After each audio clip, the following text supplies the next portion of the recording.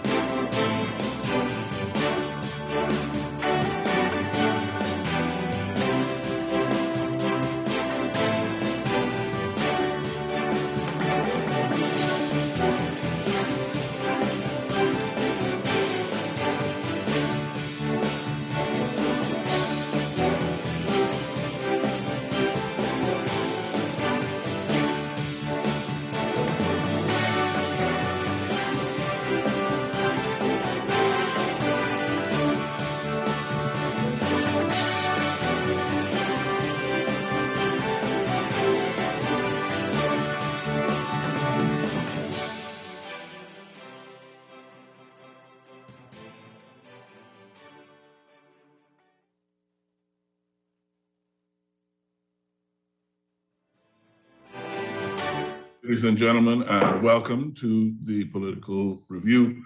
My name is Quincy Parker. It is my complete and total pleasure to be with you on this wonderful Sunday, the 11th of July, the year of our Lord, 2021, the day after our 48th independence celebration. And it is an incredible pleasure to be with you today and to celebrate the Commonwealth of the Bahamas. Before I start the show on our subject today, I wanted to take a few minutes to share with you some of my hopes and dreams for the country that we call home. You will have, regular listeners will have been paying attention over the last few months. Notice that we've shifted our conversation back to dealing directly with the political directorate and national politics. But prior to that, we had been having a larger discussion about the culture in which our politics takes place and the community of people that our politics affects. And I see this wonderful time that we spend together every Sunday as an opportunity to, Mr. Producer, hold on just a moment for me, please.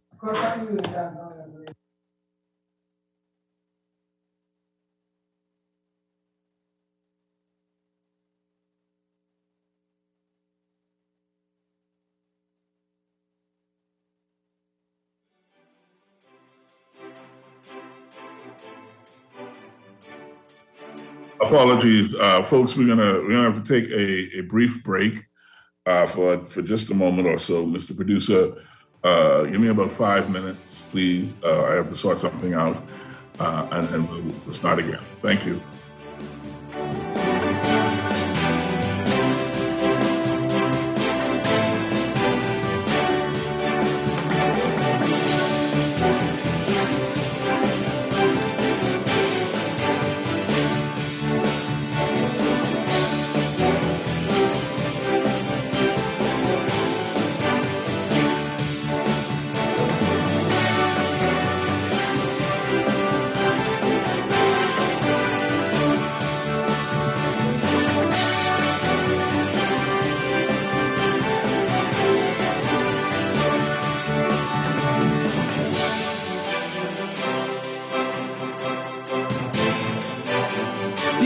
Can you believe this? We another patrol queen to the neighborhood. We now large and in charge, so we need to check out what's going on in everybody's yard. What about that gun that we know that Junior and his homeboys just ran out? Can we report that too? Of course we can. But we could be in deep trouble if they find out. We need to report what we see, Beulah. When you call Crime Stoppers, they just answer your call in Miami. So then we can report everything?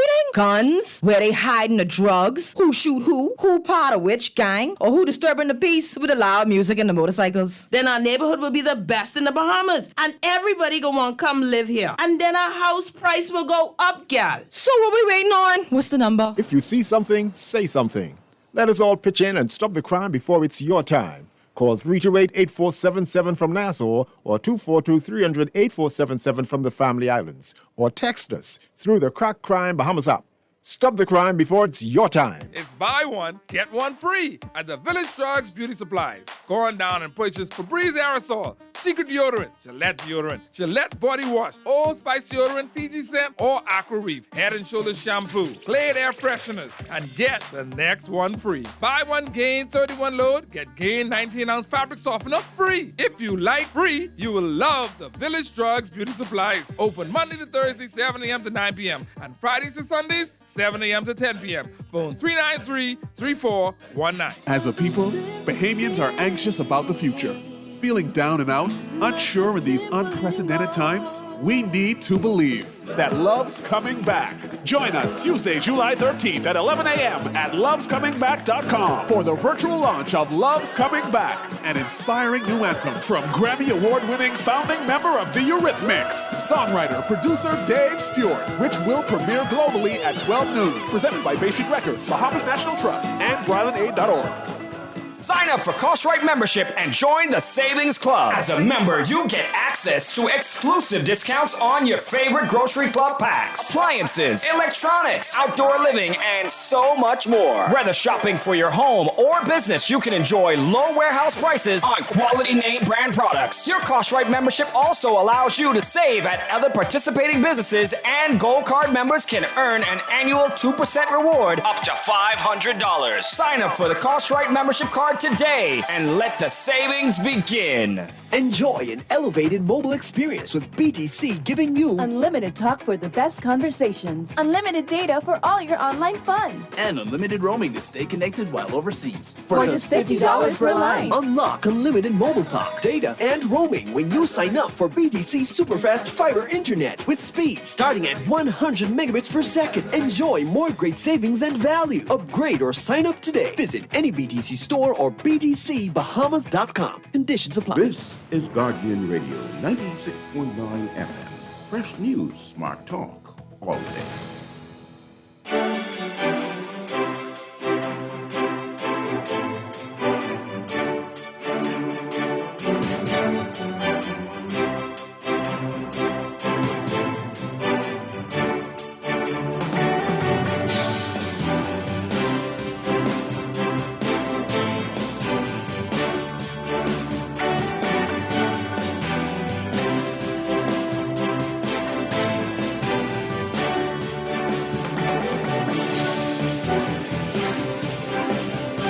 Ladies and gentlemen, for your patience, thank you, Mr. Producer, for the short break. Appreciate it. As we were saying, happy Independence, Bahamas, and it is a significant achievement.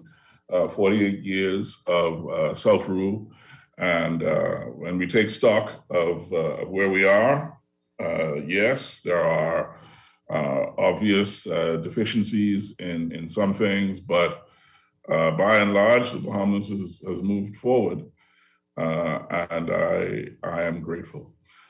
Today, we have a pleasure to have the chairman of the Progressive Liberal Party, the former member of Parliament for Fox Hill, my senior as a member of the press corps, and a great conversationalist, Fred Mitchell, joining us on the Political Review.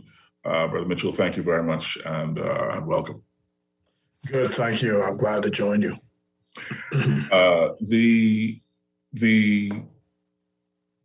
The time is coming for for the X that marks the spot to determine the fate of the next 5-year term of governance in the Bahamas.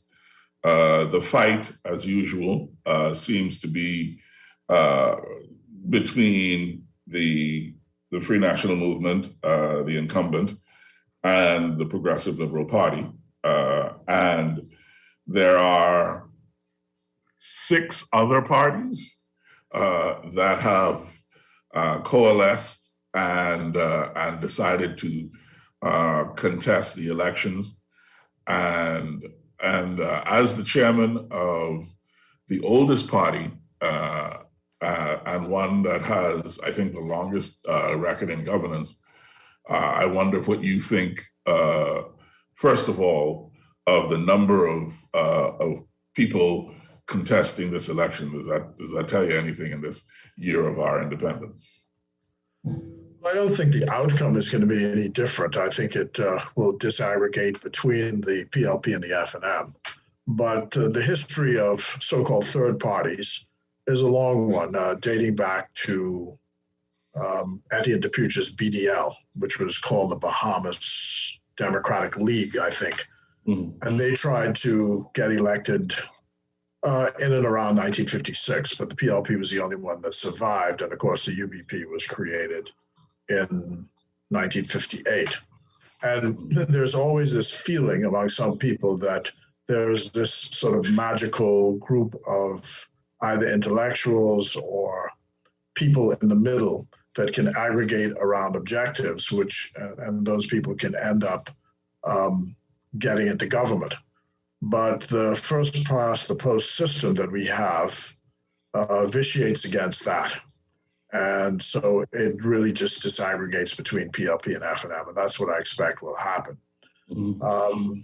We think things are trending, obviously, in our direction, but we're out there working, and I see where there's a frantic or frenetic set of energy now being expended in the media and in all the political parties, because the expectation is that a dissolution sooner rather than later. I'll believe it when I see it. In any event, when it happens, we'll be ready to face the music. Yeah, dissolution of the House of Assembly, and therefore a ringing of the proverbial bell, so to speak. Yeah, right. Yeah, that's actually one of the questions I had for you. Is there is, for whatever reason, a significant stream in the national conversation that seems to believe that there'll be an early election. I don't see. I don't read the tea leaves that way, but then I'm not. I mean, logically, it doesn't make any sense to do so. I mean, because the government is down on its fortunes, and so you would think that they would stretch it out to the end to give themselves an opportunity for a Hail Mary to work. But I'm told, and this is all, you call it reading the tea leaves. I mean, there's a lot of back chat that's going on, leaked out of the Free National Movement and the cabinet, which says that the Prime Minister has indicated to his ministers that they have less than 8 weeks, and that a dissolution may come as early as 7 days from now. So we'll see. Doesn't look like the government machinery is actually ready for an election, because the register's not properly done, the training's not done, lots of things. But, Prime Minister calls it when he wants, and whenever he calls it, as I say, we'll be ready to do it. Yeah, it's weird though that this. I wonder what the possible motivation for continuing that strain of conversation would be. Well, here's the thinking. I mean, because he did this once before in this term, just before Christmas, a whole set of, I call them rumors, but what is probably more properly described as back chat, came out from the cabinet saying, the man has said, as soon as Lent is done, there's going to be an election at Easter time. And so everybody rushed out, headquarters open, nominations done, all the rest of it. Of course, you have to do all those things anyway, so there's not a downside to doing it. But, you would, as a political party, you want to be judicious in the way you solicit donations because you don't want to encourage donor fatigue and you don't want to peak too soon in your spending. So that was done. And then, of course, Lent was done and Easter just vanished like a puff of smoke. There was no election. So everybody sort of went down into sag down again. So it's a situation like, particularly since privately, it was said that the prime minister was having a good chuckle at the PLP's expense. See, I caused them to go out there and spend all their money. And, I'm not calling any election. So there's this game playing. And this, of course, this is the way the system has stacked it in favor of the prime minister. Mm-hmm. But our view is do what you may, whatever device you want to use, stick a fork in you. You're like a butterball turkey, you're done. The fact that it is 21 and that the modes of conversation have been severely affected by COVID-19, and also I think just by the plethora of technological avenues available, suggests to me that a campaign in this upcoming election must be different in the technical aspect than in previous elections, without I guess giving away trade secrets. How are you campaigning in this especially when every photograph that surfaces on social media that has more than 10 people in it and nobody is socially distanced seems to draw outrage from at least the social media John Q public. Well, I think everybody's fed up with this pandemic and all these rules. The hope was, the expectation was they would fall away in August because they'd either have to do one of two things. In order to extend it, they'd have to call the Parliament back, which is not due back until the 22nd of September. Right. Or they would have to have the Governor General issue a new proclamation good for 14 days and keep doing that until Parliament was reconvened on its normal or adjourned date. They can always call Parliament back, of course, early. So the public, is just fed up with it, and I don't think they really care, and they want, their freedom back. I saw just before coming on this program, I saw an excerpt from your competitors, a news excerpt where the police were lecturing the public about having to have vaccination certificates on you if you go outside on the beach. And, you must have a vaccination certificate, blah, blah, blah, blah, blah. I mean, this sort of stuff is just ludicrous. I understand that the country, from the scientific evidence, would be better off if people were vaccinated. There's no question. All the leadership of the PLP has said that, and all of us are fully vaccinated. And that's great. But vaccination is a personal choice. I'm afraid, and this is still a free country.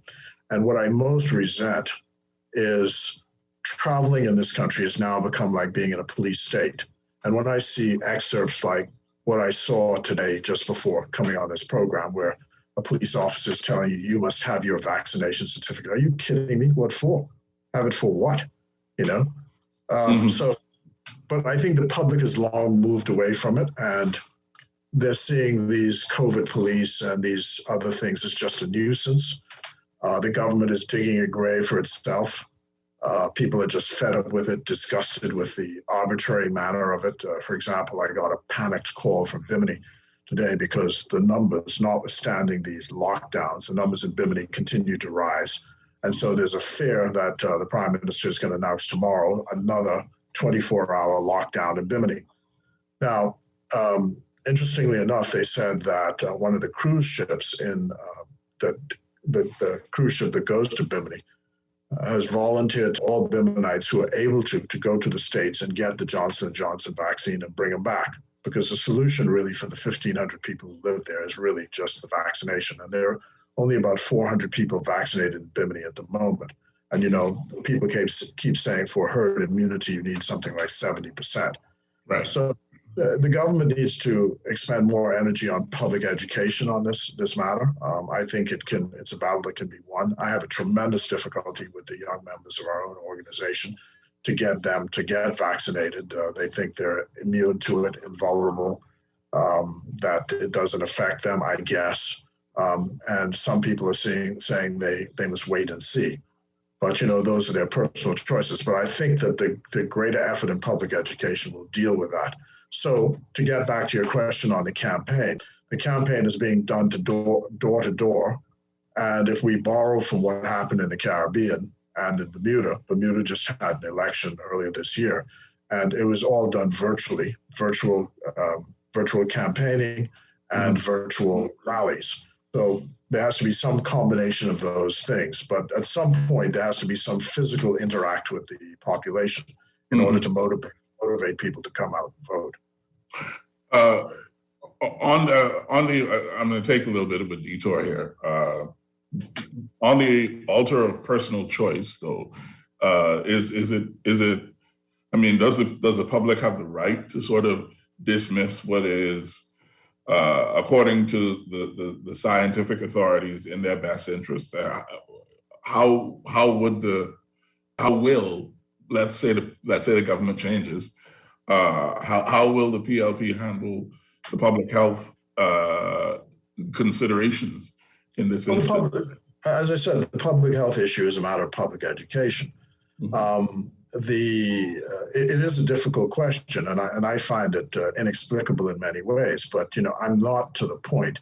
I mean, the law is clear that you can, in fact, use the emergency powers to actually force people to be vaccinated. You can do that, but I don't think we should do that. I think that there's been sufficient erosion of personal choice during this pandemic, and I think it's gone far enough and doesn't need to go any farther. And that's just my personal view.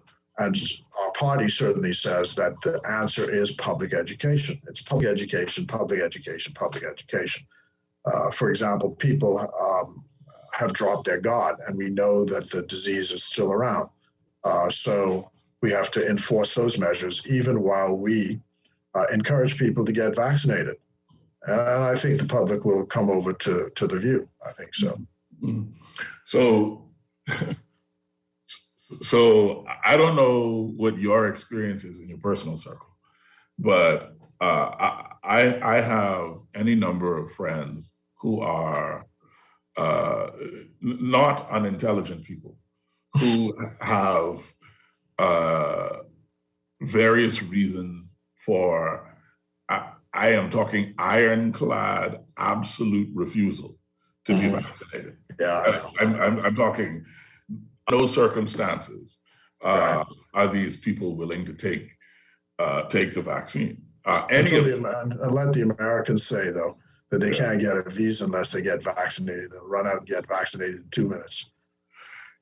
Some of them, yeah. I agree. Yeah, most of them, all of them. They can't get on the plane and get out of here. They'll be in the vaccination line.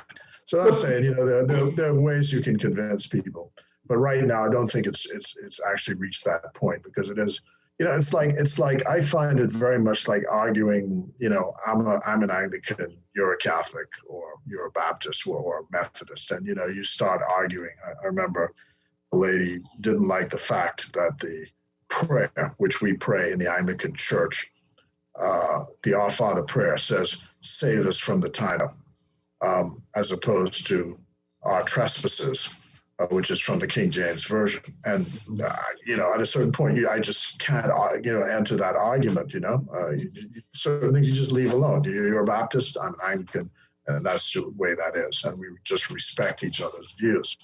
I've tried teasing, I've tried shaming, I've tried all kinds of mechanisms, but some people are simply unmoved.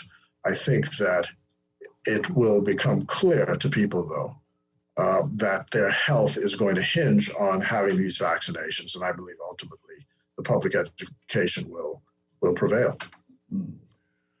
So are you okay? I'm going to go back to the campaign now, mainly because if we go to the COVID-19 path, which I think at some point we'll have to discuss, that's a whole show, right? Because I'm sure that the position that the PLP takes on how the government is handling or has handled COVID-19 here in the Bahamas is a wonderfully nuanced position that has positives and negatives and all of these wonderful things, instead of a downright absolute panning of their handling with no subtlety whatsoever.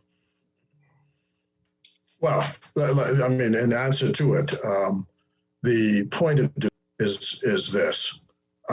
In March of last year, when this thing came up, we agreed with them to shut down this country for 14 days in the first instance. And I think we may have voted with them one more time to extend it. But after that, we said, enough of this. No, enough of this. Because lockdowns are not working. The World Health Organization said lockdowns are not the way to go. But here are the facts as I see them, and this is how I argue it. In March of last year, there were maybe 10 cases of COVID. We shut the whole country down. It's now, this is now July of 2021, a year and several months later, and there are now cases, but we got the country wide open. Now, you go figure that. So there's no logic to their position. And what it shows is I'm almost in a personal sense like the governor of Florida. Just open the place up, just open the place up, make sure that people get the vaccinations or they get the tests. Because as we've said from the start, it's testing. And this sort of lazy way out of blaming people, the Attorney General and the Prime Minister saying, if people would only behave. I mean, get out of here about behave. I mean, who are you talking to? These are grown people you're talking to. You're not talking to little children. And that's been the whole problem with this. It's insulting the way it's dealt with. And then, of course, as I say, to come back, police officer, you must have your vaccine certificate on you. I mean, for what? What do I need to have a vaccine certificate on me for? Well, to go on the beach, obviously. I mean, only because I guess it's the law now. But I mean, quite apart from that, does the underpinning make any sense? No, it doesn't. But as come now, Mr. Fred Mitchell, you're a lawyer. You cannot say apart from the fact that it's the law. Yeah. It is the law.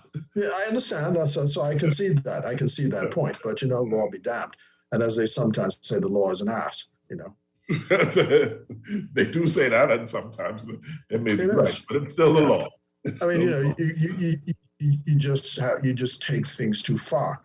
Things go too far, and you've seen the excesses with magistrates with these exorbitant fines and the ridiculous nature of you're not having to go around with an identity pass in your pocket like you're in South Africa under apartheid. I mean, this is just crazy, and people have just said, "Oh well, it's the pandemic, and so we go for that." But the whole nature of the society has changed. I take off in Nassau. I've got police officers and these COVID ambassadors standing there hassling me about, do you have an exemption? Can I see this? And I get on the plane and then I land in some other island and they're on the other end. Can I see this? I mean, this is the Commonwealth of the Bahamas, a unitary state. What is this business? We had an argument between the sides at the constitutional talks in 1972 about whether there ought to be a power institution to rusticate citizens of the country to one island. And that we thought we won that debate. And now, in the name of health, that's exactly what we have. You're confined to your island. You can't move unless you have a pass. I mean, people should not stand for this. I'm sorry. Should. But isn't the argument? See, this is the problem, right? To me, the argument is still more nuanced than that, because while on a civil liberty footing, I agree with you. I am one of those people who is not necessarily willing to endlessly cede my social liberties, but I'm also traveling to COVID hotspots.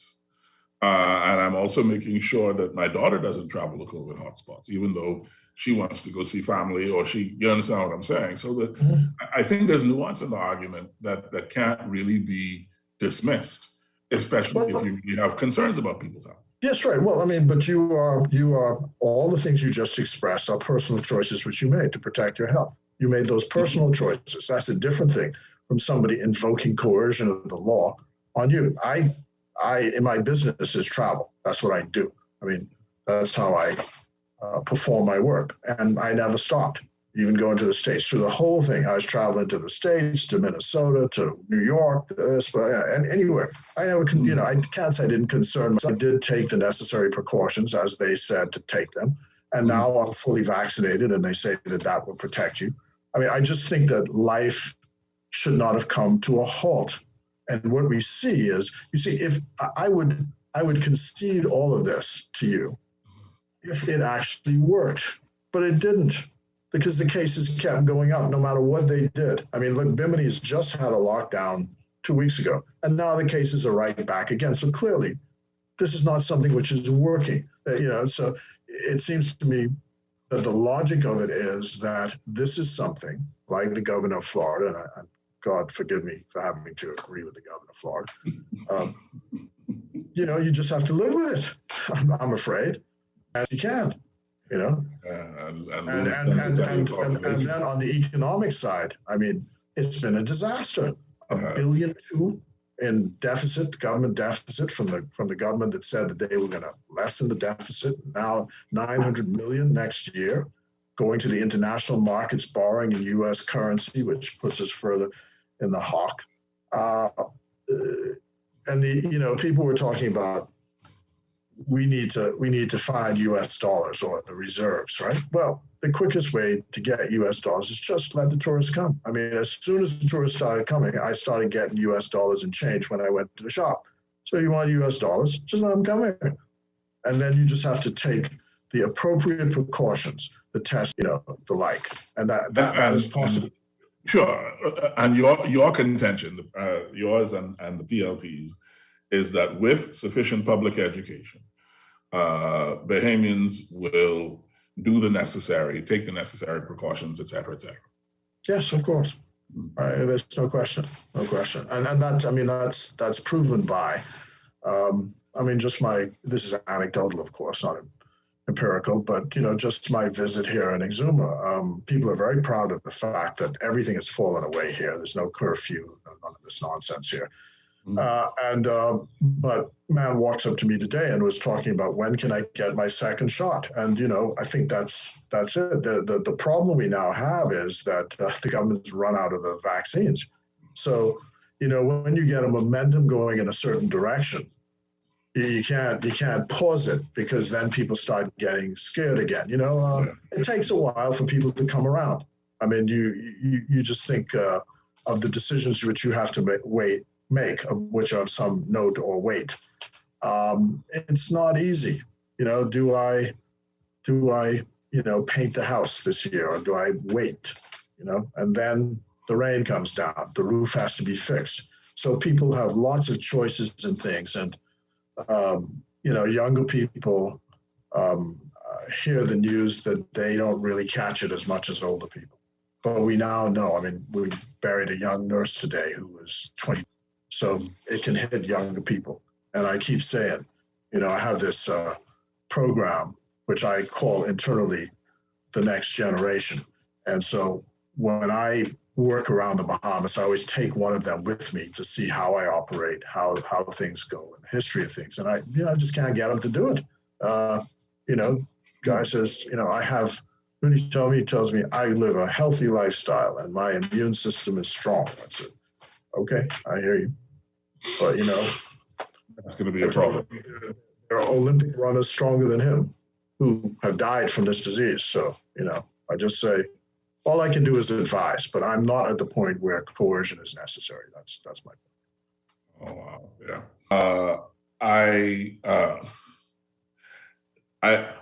I hear you and agree with you to an extent on public education, but I think my only real concern is those friends that we both have who are perfectly well educated about the vaccine and about the scenario in which their refusal is placing them, and who still choose to refuse in any event. Well, what is going to happen, of course, as I see developing now, a kind of two worlds, if there isn't a reversal on this, is, and I may stretch this to this fact. You're exposing government workers to this disease, not vaccinated against it. And so it may be that some public services have to be proscribed or prescribed, whatever word that is, way as to prevent that exposure, because I don't think you ought to be exposing government workers to that, and the government has to operate on the science. But again, the preference is to educate people on these facts. That's the issue. And I'm not, I think what we've discovered in the politics of our country is that only about 10 to 15% of us, and that's generous, actually pay attention to the minutiae of these political things. Most people are just, I got to go buy bread, the baby needs milk, the car gets fixed. That's where most people are at. So these things don't come front and center until something actually presents itself in their face. So that's why, and with social media, its success is because it's over time able to overwhelm you in a vacuum of lack of information. Yeah. So unless there's this competition going out there from those of us who believe on one side, nature abhors the vacuum, and it just sinks in. It's dangerous. You shouldn't do it. It's going to cause this or cause that. I said I've had to take yellow fever shots twice, inoculations for yellow fever shots, and each time for one night, it's got to be. It's a very painful shot to take, but in 24 hours, it's gone. All the effects are gone. All the rest of them, I've got pneumonia 13 because I'm over 60, pneumonia 23 because I'm over 60. I've got hepatitis B. I've got diphtheria.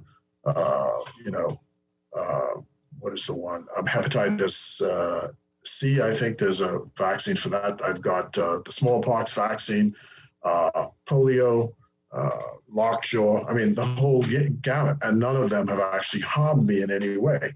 I've told these younger ones who've reached their 20s in a disease-free atmosphere, I said, the way you've been able to do that and survive is because of the vaccines you had. I don't actually understand what all the issue is about. But whatever argument you put, I said, it's just like being a Baptist against a Catholic. You put one argument, I put the next.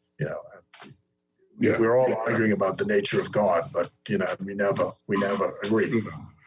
And it's yeah. I think definitely more public education is necessary. I think the nature of that education is different. I don't think that the way that we are communicating is reaching the people, reaching the audience that it needs to reach. It'll reach that 10% that you talk about. Some people have said that there are programs in the state offered money to go take the vaccine. So money, weed, a break on groceries, all kinds of different incentives. Yeah. Yeah. So that's for the competent authority to discuss. Yes. All right. So you have a slate of mostly new candidates to such an extent that there were some folks who had expected to run who are not on the ticket who initially were quite vocal about the fact that they were left off the ticket.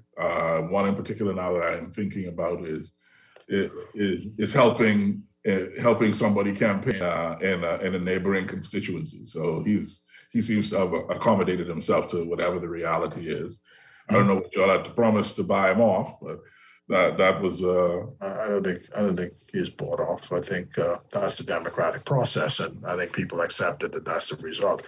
Some people chose to go elsewhere, but that's the part of it. That's all the part of it.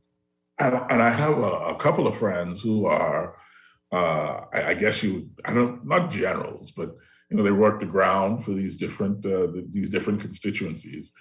And this is a weird question for you, but over the last 15 to 20 years, there's bleeding back and forth between the two parties for different reasons, right? And there are a couple of people who are running under your banner now who are FNA. Right. And I know that has ticked off some dyed-in-the-wool, born-bred, Gadad PLPs. How do you manage something like that in a campaign? I think, people have their personal discomforts, but look, if the Yankees want to win, and they're having a real bad season this year, by the way, they have to import talent. You can't win with just your base. You have to have new people, either fresh voters, people who were with the other side who now support you. And that happens. It's a fluid process. I mean, just go as far back as 67, George Thompson ran for the PLP, and he was a UBP just before that and didn't get their nomination. And PLP offered the nomination, so he ran for the PLP and won. Well, 3 years later, he was an F&M, because I guess that's what he was before, So there's a history of that, and I don't think, you get too disturbed by it. What you hope is you're putting together a good team. We just met last week, all of us, to try and, because one of the things we want to do, we think that this group has suffered from the fact that they just didn't know each other, didn't know the electric. And so the result was they disaggregated over so many themes that they just didn't understand or agree on. So we're trying to see if we can avoid that coming up. And we've got a good mix of the new with those who are seasoned, and we think that will be good for the government. So yeah, that's where we are. But given that you would have seen in Dr. Minnis's term the challenges that he had with members of his own team who chose to rebel to various extents. Is that not a concern that you're going to be able to keep everybody, quote unquote, in the same line? Well, it is. Large majorities are inherently unstable. You just have to look at Pindling's majorities, and you look at Ingram's majorities, and you look at Christie's majorities. Inherently unstable. So what I'm saying is that's why we're trying this time to say, let's try and get each other together, because Jeff Thompson had told me he was Pindling's Minister of Development, 1967 to 72. And he told me that he thought that the reason why the government was so successful in winning the electorate and governing during those years was the fact that they knew each other so well and they got along. Now, of course, 3 years later after the victory, they, fell apart.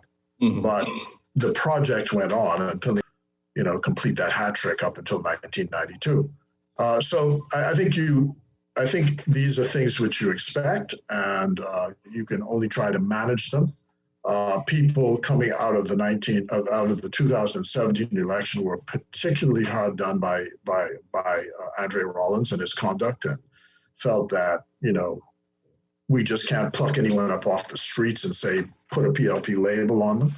So we tried to run people through a course, and we tried to make sure that people are familiar with the policies and specifically adopt the platform so that people understand what it is they're fighting for. And the theme is, is economic empowerment now, and to show the masses of the country that government will for them and not for a chosen few. I mean, this past administration has shown that it's the chosen few, and we're not for that. And so the country has an alternative in the Progressive Liberal Party.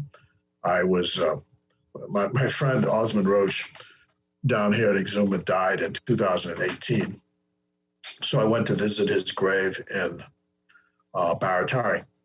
And while I was there, one Mr. Sam Smith came to see me and gave me a real lesson in the failures of our generation of leadership in the Progressive Liberal Party to teach the history of the country and why it is we are where we are. I agree with him. We need to do more. And so there was a very detailed discussion on heritage, and particularly since coming up is going to be the 50th anniversary of the country's independence in 2 years, we already have organizing an internal committee of the PLP. So win, lose, or draw, we have some superintendents over what happens in year 50, because it's going to be a remarkable milestone for our country.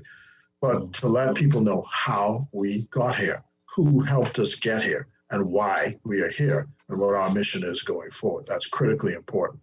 And so you should see a more coherent group with this new PLP that will face the electorate in 2021 or 22, whenever the election is called. Right. 7 weeks from now, according to your thoughts. As I said, I'll believe it when I see it. No, not gonna happen. You sort of make reference to it, and one of my questions is whether or not we're going to wait for the bell to be rung before we see the PLP's manifesto, or whether or not there is a coalescing already of a set of policies and ideas and principles. Well, the economic plan is already out, the 10-point economic plan. The first 2 points of which is VAT is going to be reduced to 10%, raised to $250. So that's already done. The rest of it is about done. And I don't know when the specific rollout date is. Hopefully it is before the election is called. Sure. Yeah, it's all done. And the candidates are familiar with what it says. So we've done a lot of homework. There's a lot of work which you can't see, but it's a lot of patient work, and it's been a huge expenditure on trying to get this all sorted out. To build a party, rebuild a party. Thanks to Mr. Davis and his resources to build a party from its rump in 2017 to where we are now, I think is quite a remarkable accomplishment. And if you see the response of the Free National Movement with this pointed attack to try Mr. Davis's name and to sully him in all kinds of ways, I think it indicates to the country how effective what we've done is. So we soldier on, as they say, a luta continua. And I think the electorate will see that he's the man for the job. And this, the main theme, so to speak, of the PLP's campaign will be economic equitability. Yes, I think economic empowerment, that's front and center. I mean, done some surveys. Crime is still an issue in the country, but jobs and crime, they're running neck and neck. And I think they all have to do with the social expenditure, let me put it that way. Urban renewal has never actually had an opportunity to work. That was the mechanism that Perry Christie thought would intervene in society to stop this random loss of life, which takes place almost every other day with these young fellas who are 20, 21, pulling out guns and shooting one another over nothing. I mean, hardly have any education, but they're out in the streets, bang, bang, you're dead for no reason. And they have no reason why, except, maybe somebody gave them $500 or someone stole their drugs or you took their girl or you stepped on their foot, just reasons that make no sense. But this is causing havoc in the society. And unfortunately, you shouldn't really say it like this. If they were just killing one another, I guess that would be sort of fine. I don't think that's fine. But, bullets can stray and kill people who have nothing to do with it. And that's happened too many times now. So we have to tackle the crime problem and the social problems. I mean, the housing program of this present administration has been nothing short of a disaster. Not one house have they built. There's a business of service lots. There's a reason why you don't invent the wheel. Single women are the people who need children with children. And if you want people to be fleeced, you go put a single woman in front of a contractor. If you want to see a woman get fleeced, you try that. That's why the government intervened in the housing market and does the building construction design on behalf of those people. And then you sell the whole product as opposed to having this poor lady go and having to face, designers and all the rest of it. But none of that's been done. They've gone with this service lot option.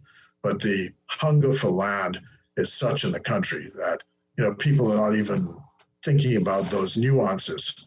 And so we're committed ourselves to a vigorous housing program because I ran into, a young couple. Both of them are public servants. They're cramped in with their in-laws. They've been asked to provide these high equity requirements for. And I said to our banker friends, why is it that we don't stand it? You know, these people, another lady has been working for Atlantis for 20 years, paying rent $850 a month, but can't get a bank loan to build a house. And over the 20 years, at paying $850 a month, she would have been, if not totally in a house that was her own, at least 3/4 of the way. Yeah. I don't understand it, but you know, who am I? That's something we have to tackle. You know? That actually brings up a point that I wanted to raise with you. You've been in government before in both houses, as a legislator and as a senator with, you know, the responsibility for refinement and oversight and that sort of thing.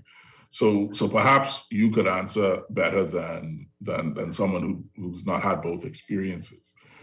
Bahamians have a desire for the banking changed, and they often ask why the government doesn't just change the bank rules. So I put to you, as the chairman of the party running to replace the incumbent, are you going to change the bank rules? Is that even a thing? Well, I think that has to be on the table. We think that the central bank has not been vigorous in its policing of the banks and allowing them to get away with too much. Mm-hmm. But you know, the way the Central Bank Act has now been amended, it loosens the bank entirely from government authority, really.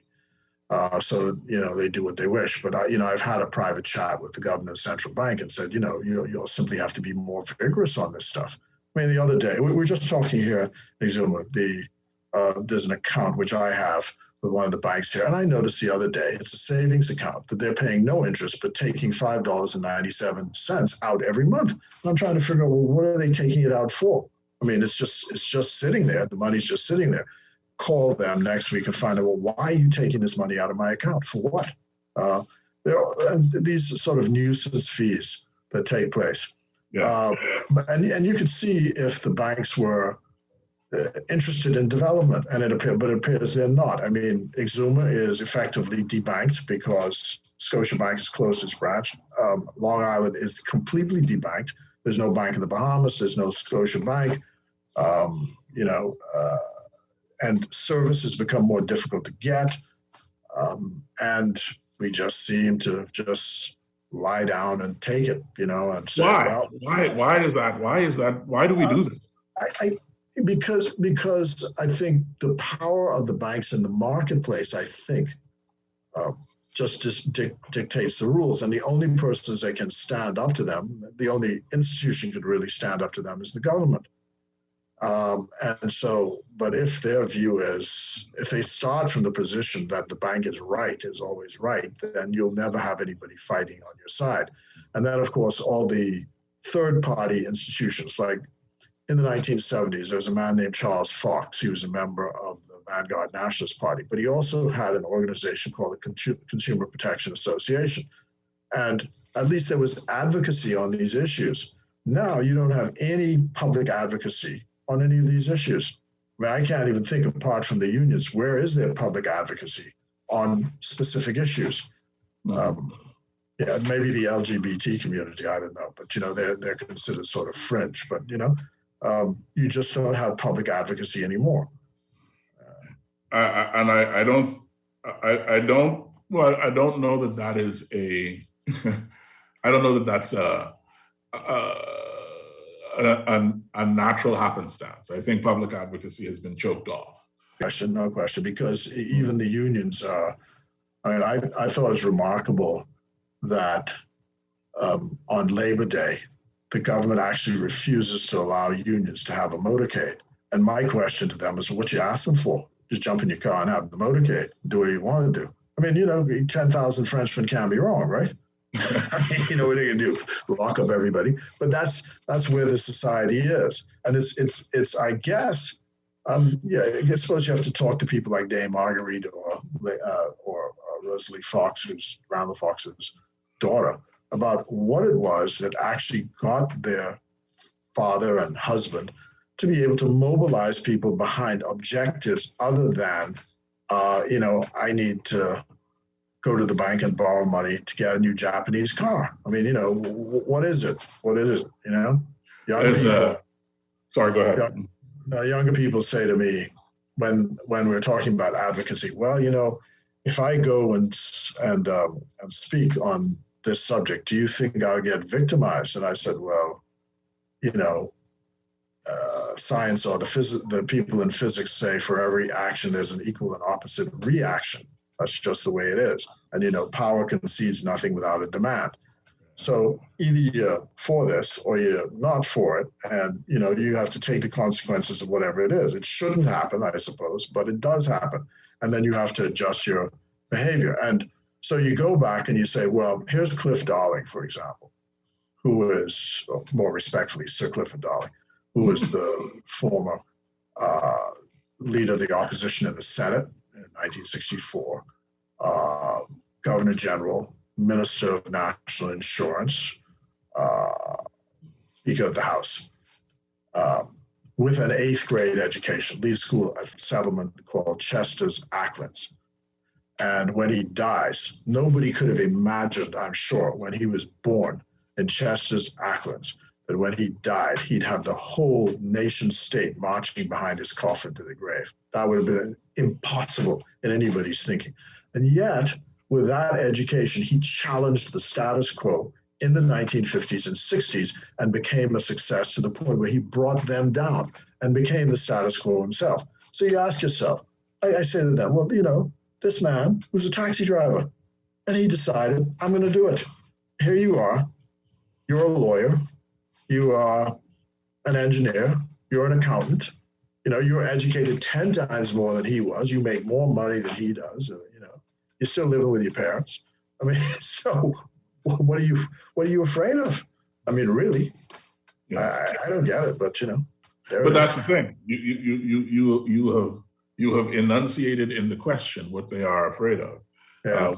We're afraid to lose our privilege, man. We don't want to risk it, because that's just not who we are. And to me, that's a question, right? There is a story about Bahamians that is evident in some of our history.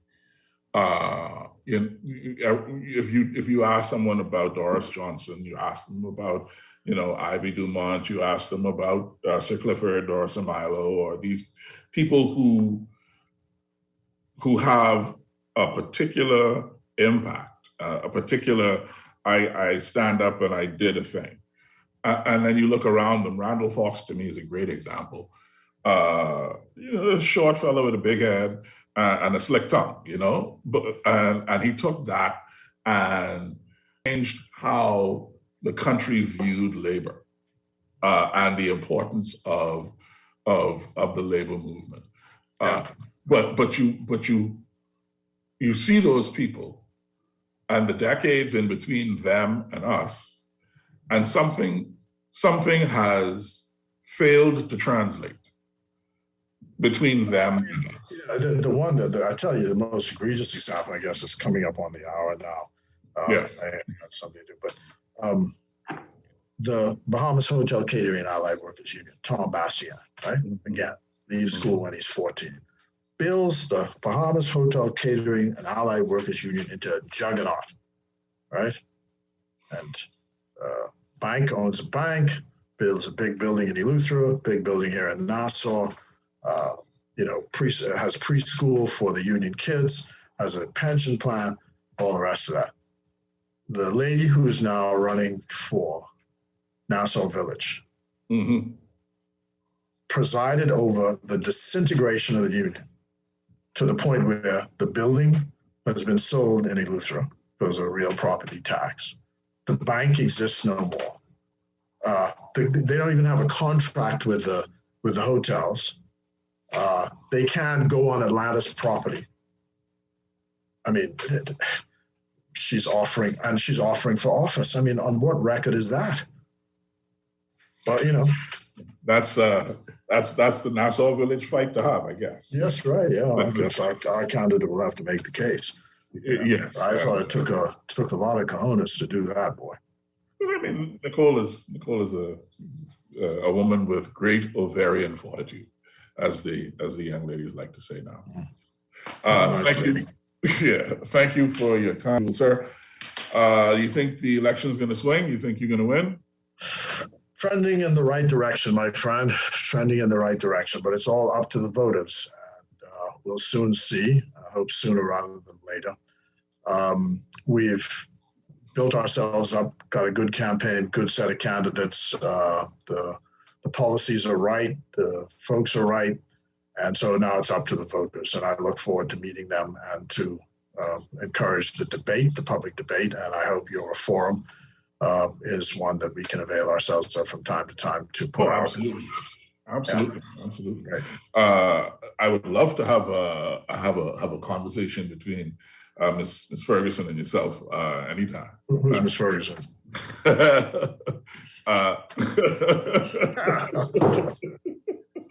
All right, ladies and gentlemen, and with that, I bet you'll go to do his thing. Mr. Producer, let's go ahead and take a break. Mr. Mitchell, thank you very much. Sound. Yeah, thank you so much, and my pleasure. You're in my family ancestral ground, sir. Yes, sir. Okay, I'll say hello to all your fans there. Yes, I'm sure. All right. Thank you. All right, bye. All right, producer, we're going to take this break now, and we'll be back shortly thereafter. Thank you very much.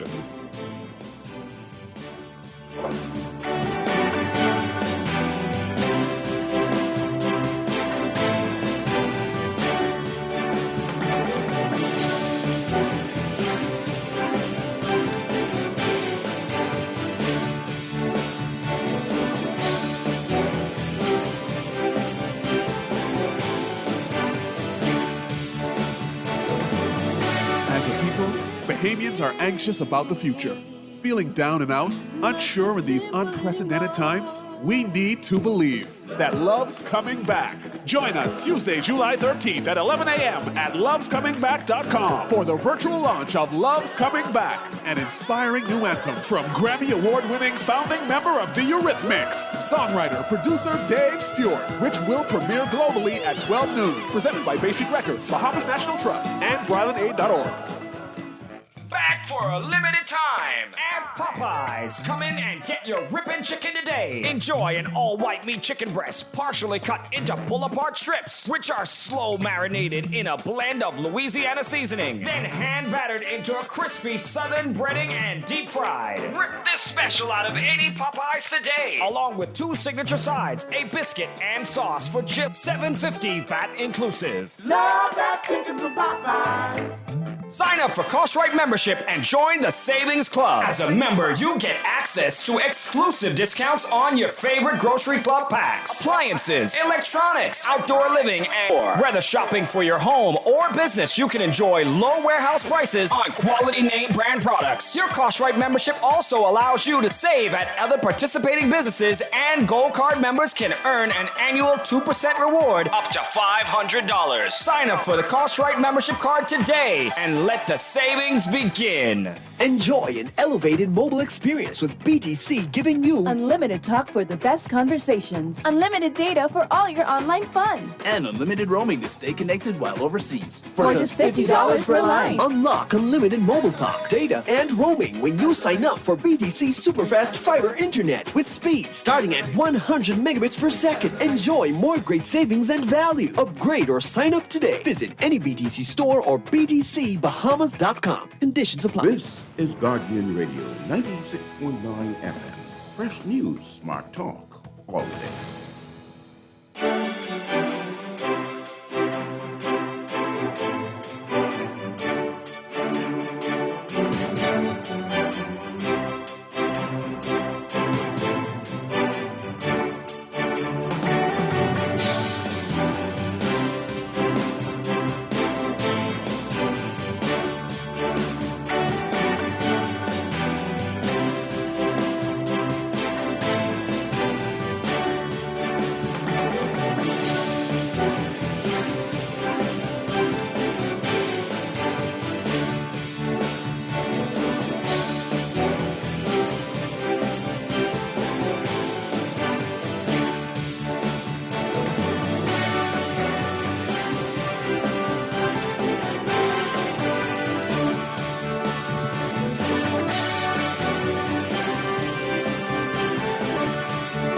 Ladies and gentlemen, this is Independence Weekend, and I am grateful for your company on this wonderful Sunday afternoon.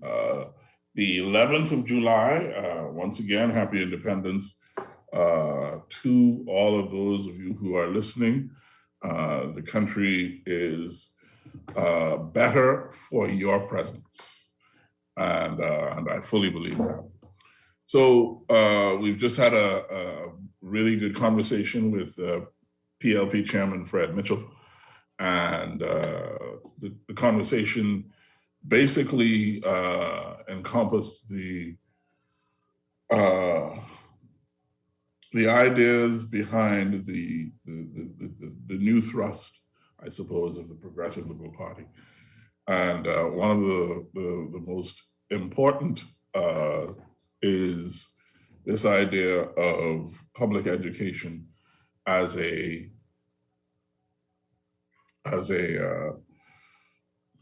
prescription for dealing with the COVID-19 pandemic, and that is something that I believe is appropriate. I believe that our public education campaign for COVID-19 needs certainly to be deepened and broadened, and it is my hope that that is taken, that particular aspect of it, public education, is taken to the next level as soon as possible. I'm looking forward to the PLP's election paraphernalia, not paraphernalia, the reduction by in VAT to 10% is a great conversation piece. But given that the ideal amount of the value-added tax was supposed to be 15%, and that was, from every indication, the intention of the Christie administration initially to bring it in at 15%. It'll be curious to see the real argument for and against reducing the value-added tax to 10% from its current rate of 12.5. I look forward to hearing a response to the statement that Mr. Mitchell made about the housing program too.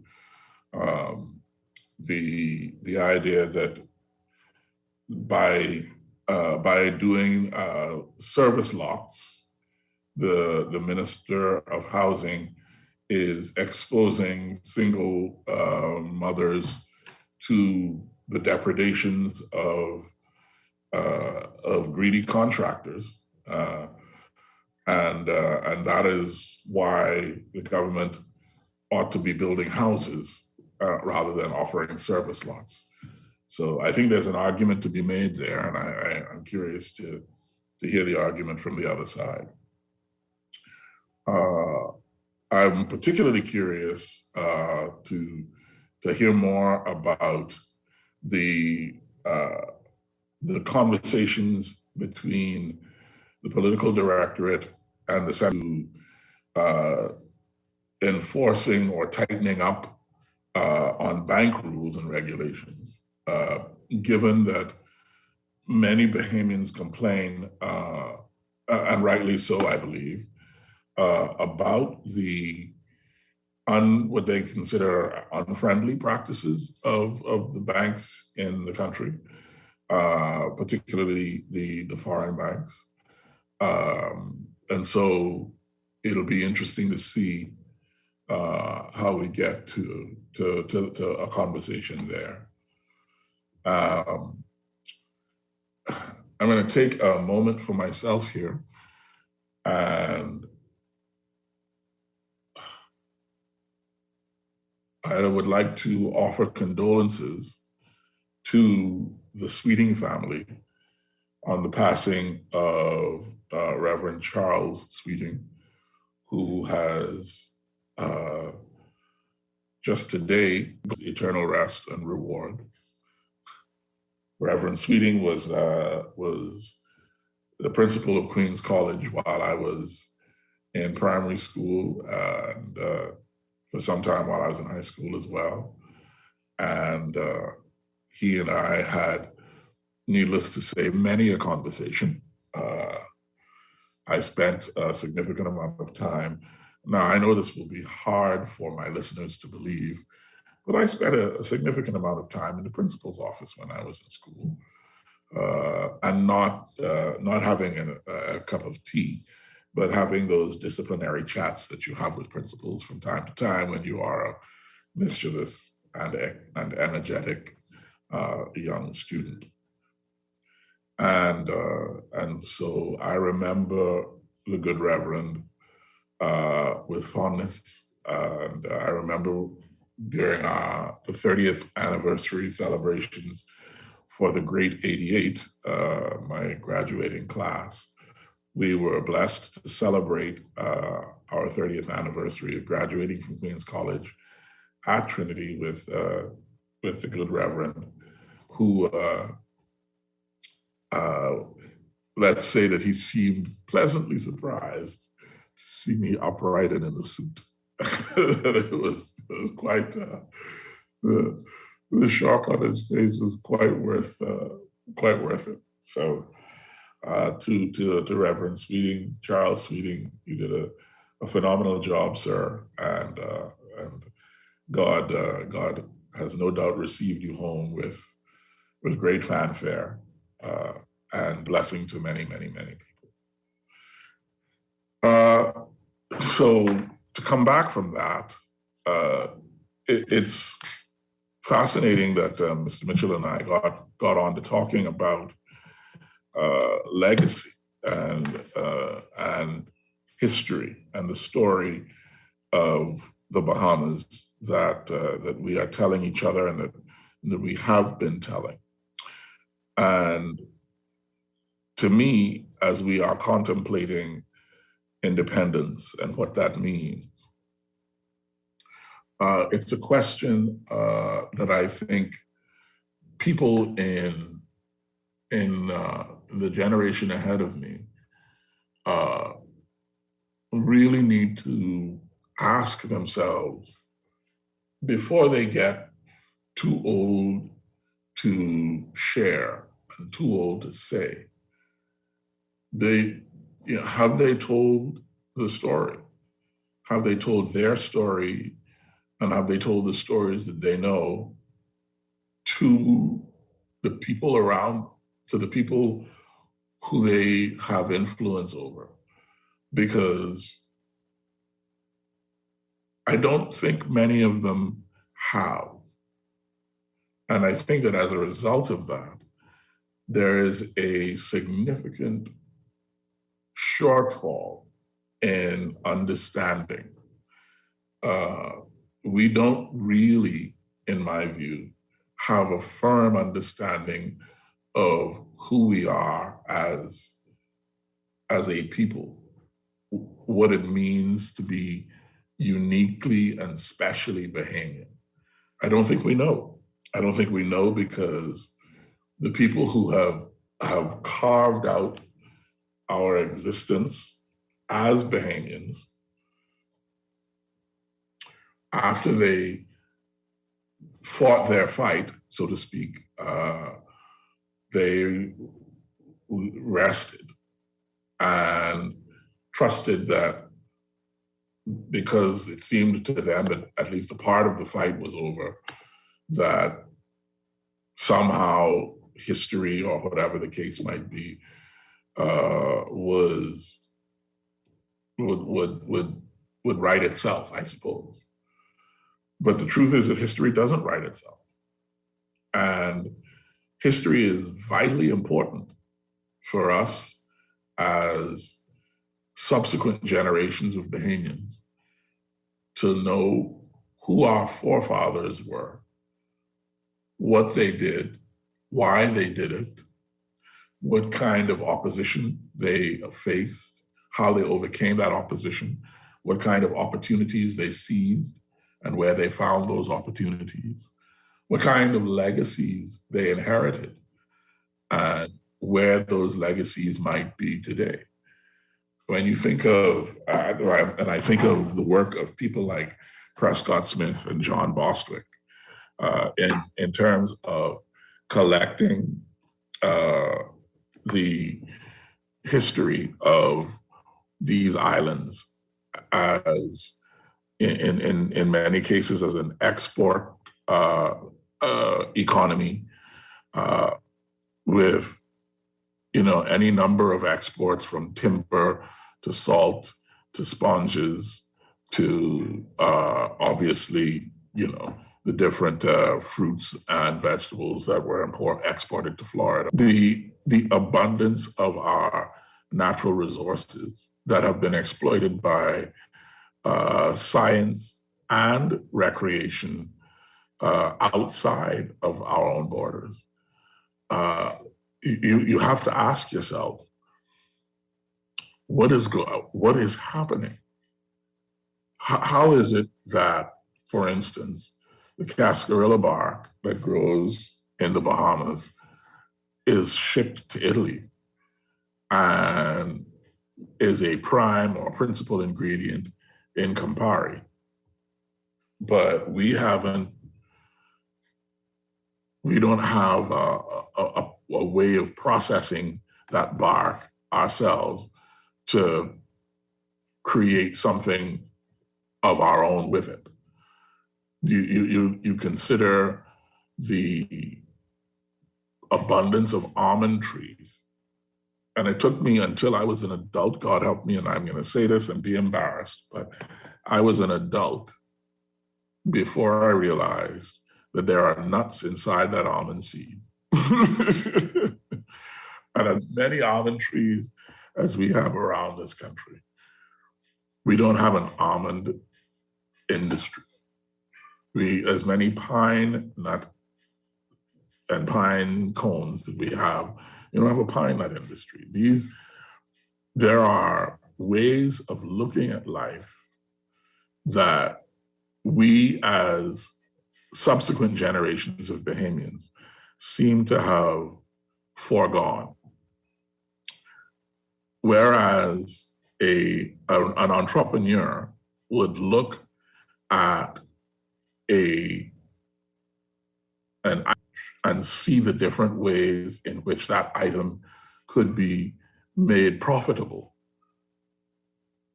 We have become consumers. And the only way we see the item is the way the person who sold it to us tells us it's used.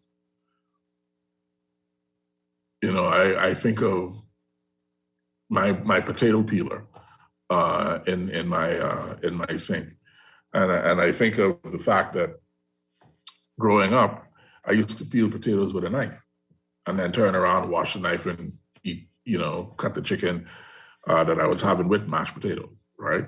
Or roasted potatoes, or whatever the case may be. And speaking of mashed potatoes, I used to mash potatoes with a fork before we got a potato masher, right? And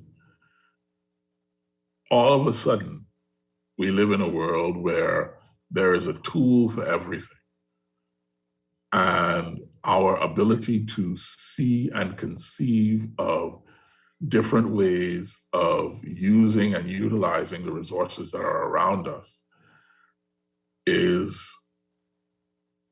it has been neutered. How could you look at an ocean as abundant as ours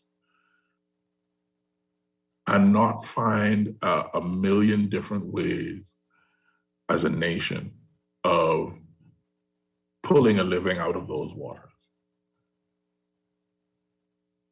I had a conversation with a gentleman one time who knew where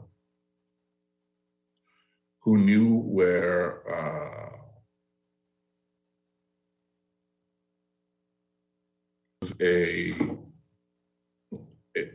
plethora of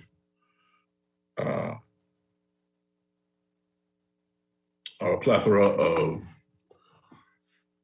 octopus that could be fished. He thought he was the only one who knew where they were, which meant that, as far as that is concerned, it was a renewable resource that also he had some exclusivity in terms of being able to access. But he didn't know anybody who had any use for it, so he never really bothered fishing it. And I spoke to him with some disbelief, because the number of restaurants in Nassau alone now that have octopus on their menu, it continues to grow. Every one of the sushi restaurants, the majority of the Asian, the fusion restaurants have octopus on their menu in some form. And one can only imagine that they're importing, because the local guys they're not fishing the octopus. But imagine the market for fresh octopus in a market where you have a sushi house in every neighborhood, or almost every neighborhood. It's there. It's the ways that we can look at what is around us and see how we can make a business decision and not a consumer decision. Those opportunities exist. It is up to us to seize them. And that is, as we are contemplating independence, that is what, more than anything, I want to say to my people is that this land is rich. It is rich with opportunity. It's rich with potential. And yes, there are obstacles. There are either institutional obstacles, or there are historical and traditional obstacles. There may even be natural obstacles that we have to overcome. But those obstacles are not barriers designed to keep us eternally from exploiting our resources sustainably. Those obstacles are there for us to overcome. In the case of obstacles deliberately placed in our way, we can just dismantle that, because somebody is benefiting. And if it's not us, that's the problem. So I'm going to wrap up a little early today, but I want to leave you with this concept that this is your country. These islands are yours to exploit, to develop, to benefit from. But you have to see them and yourself the right way first. And I think that starts in the place where we all learn who we are and what we are. And that, of course, is home. And so I am encouraging Mommy and Daddy and Grammy and Grampy and the heads of Bahamian households, auntie and uncle in the cases where it's auntie or uncle, or big brother and sister or cousin, whoever the head of the household is, you need to start telling the story of the Bahamas, whatever little piece of it you know, because it is only through learning our story that we will truly become the value of what it means to be independence. And only through learning our story and appreciating it for what it is will we truly, and I hate to borrow words from another country, but I think I have to in this instance, will we truly emancipate ourselves from mental slavery? I mean, Bob said it perfectly, so I'm just going to use that phrase. We have to know ourselves. And to know ourselves, we have to know our history. And we don't know our history.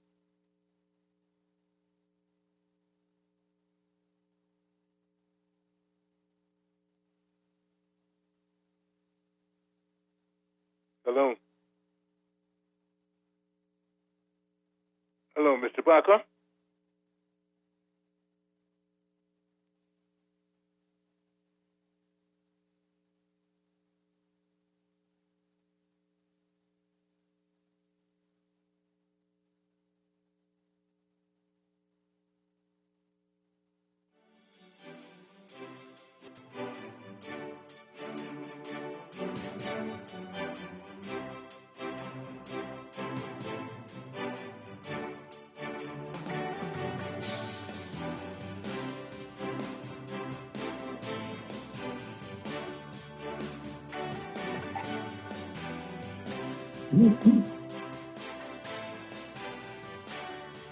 Hi, apologies, Mr. Producer. The technology put the kibosh on me just now for a brief moment. So thank you for that. Yeah, so I'm going to wrap up here at 5:30. I just wanted to say to the country, you know, this is an important time. Now that we have a moment to focus on ourselves, let's begin that journey in each of our households and in each of our families. I apologize. We have a caller on the line. I will take that call, absolutely.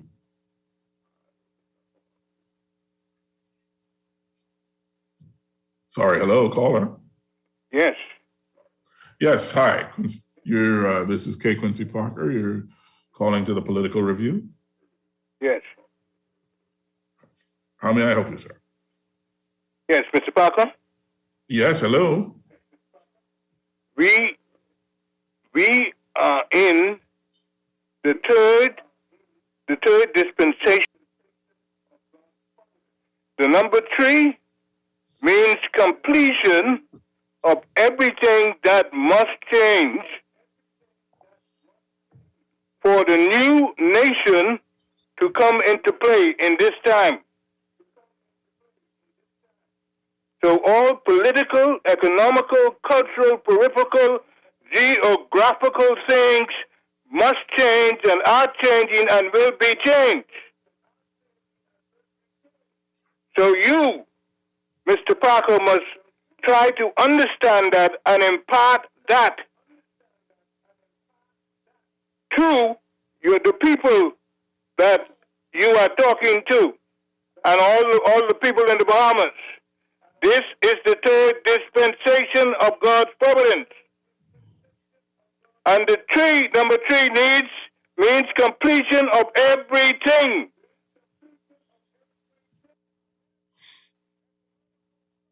All right, caller. Thank you very much, sir. I appreciate it.